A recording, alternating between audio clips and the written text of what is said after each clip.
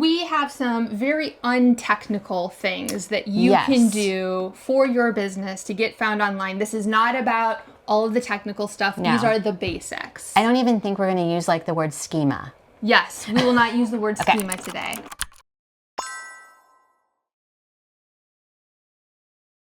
My name is Catherine Ross of Ross Creative Works. And I'm Patti Minglin of Go Girl Communications. And welcome to Marketing Help Desk. Right now, customers of businesses like yours are using ChatGPT to find information online. And what are those AI search engines saying about your business? We're going to talk about the top 4 things that you can do for your business to be found online. And if you think you need to have a degree in computer science to follow us, I'm living proof that you don't. So if I can figure out how to do these AI things to make your business found more easily, you can too. I'd like to start us off with a very interesting question, Patti. Interesting. What did you last look up on ChatGPT? My last thing, and I don't know what they're called. So I used to buy, there was a local store that I used to buy these little discs that it was like aromatherapy for your shower. And that business, unfortunately, went out of business. So I actually asked ChatGPT what local business carries the exact product that I am now looking for. And did you find it? I found several options, yes. Many that I didn't even know would be an option for this. And I think that is the perfect example of why it's important, even for small local businesses, to be thinking about AI search, because that people are asking such specific questions. Right.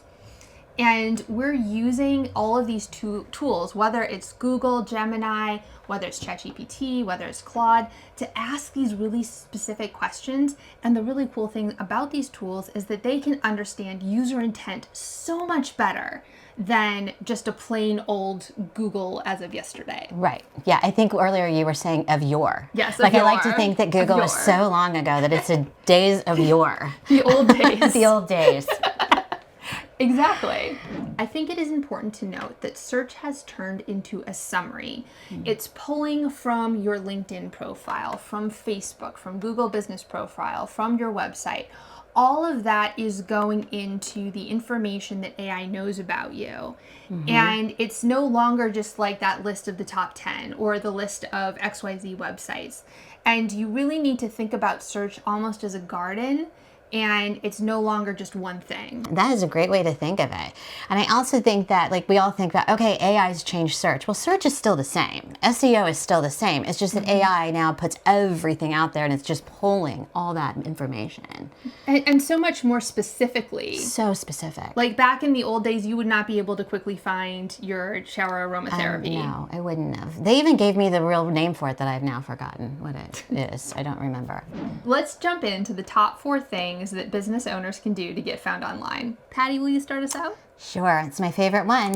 You need to be consistent in your digital profile. And what I mean by that is you need to look at all the places you're out there. So you need to look at your social media profiles, you need to look at the blog, look at your website. You probably haven't looked at your homepage or About Us in a while, because all of that, if anything has like risen to the top when it comes to AI and search, it's being consistent and it's being truth. Like it's pulling, that's all it's pulling from. So if your information's wrong, so like if your website hasn't been updated, your hours have changed, you don't even have certain services, but that stuff is still floating out there, that is what's going to be pulled up when AI searches you. So you want to make sure that everything is correct and updated. And if it's contradictory, then you're going to have problems with getting pushed further down the list because AI doesn't know what to believe. Right. And it's just like when we first started talking about Google and search, like Google doesn't know what to believe, and that's how AI is. So make sure your stuff is consistent and that it sounds like you and offers what you really offer. And this is a little off the digital thing, but when it comes to consistency, your offline world should be the same as your online world. Please do not have a store that when people walk into it, they feel different than what they felt when they saw you online. Because AI is pulling all that information and they're pulling reviews, and you need to make sure that everything is the same. And having those pillars of content is so important. I know we constantly harp on that, but also true. That There's a reason we do. yes, if you have those pillars of how you talk about your business and what the problems that you solve for your customers are, it's really easy to show up consistently then. Oh, so easy. And it goes back to think about your customer and not you. This isn't the you show. This is your customer show. So think about what it is that you solve for them and use that in all of your language that's out there. But moving into verifying how you're showing up. This is like Googling yourself in the old days, but there's just a whole lot more. So because AI is pulling from so many different sources, it's a good idea to check both your profile, your name, and your business's name on Chat, on Gemini, on Claude, at least on a quarterly basis. Oh, for sure. Just to see what is getting pulled in, because there might be something about you that you don't necessarily want at the top of the search list. Maybe your product offering changed, for example. And it's really important to know, where is this pulling from? Because again, the profile about you is pulling from so many different places. Right. And it's pulling, like I actually had, when I did this for myself, it still showed me as being a marketing director for a company that I haven't worked for in probably 20 years. And it was because that still floated out there somewhere. And it's like, oh my gosh, that would not be anything relevant if I had anybody reach out to me from that. I'm no longer the marketing director. The next is the importance of a Google business profile. And if you don't know what that is, that's if you're looking on maps and look up a business, what you see is a Google business profile. And even if you are a virtual storefront and you don't have a physical address for the business, or it's your home address, you can still have a Google business profile and you don't need to show your home address. Right, correct. And it's a super important thing to keep updated, that a lot of, I find, businesses will create one in the beginning and they set it and forget it. And everything has changed since they started it. And that's what AI is going to pull from. And it is such a huge validator for AI because it's third person validation. It's someone else saying that you are trustworthy and that you're good. And AI looks at that and says, oh, someone else is having a conversation about them. That gets a higher ranking for me. Therefore, that's why those reviews are so important, and consistently asking for reviews are so important. Ask, and this is one of those moments where I'm gonna say, do as I say, not as I do. Ask for reviews. People are really happy to give you reviews, and they really do make a big difference when you have it out there. And again, when our search now is combing from everything, those reviews mean everything. And it kind of leads to our last one, which is solving the questions, answer questions, specific problems that people have. You're going to get those from your reviews. Like, think about what people are commenting about their experience with you. Think about the phone calls that you get that they ask you questions. Those are the questions that people are going into ChatGPT, like me with my aroma shower discs, which I don't know the name of.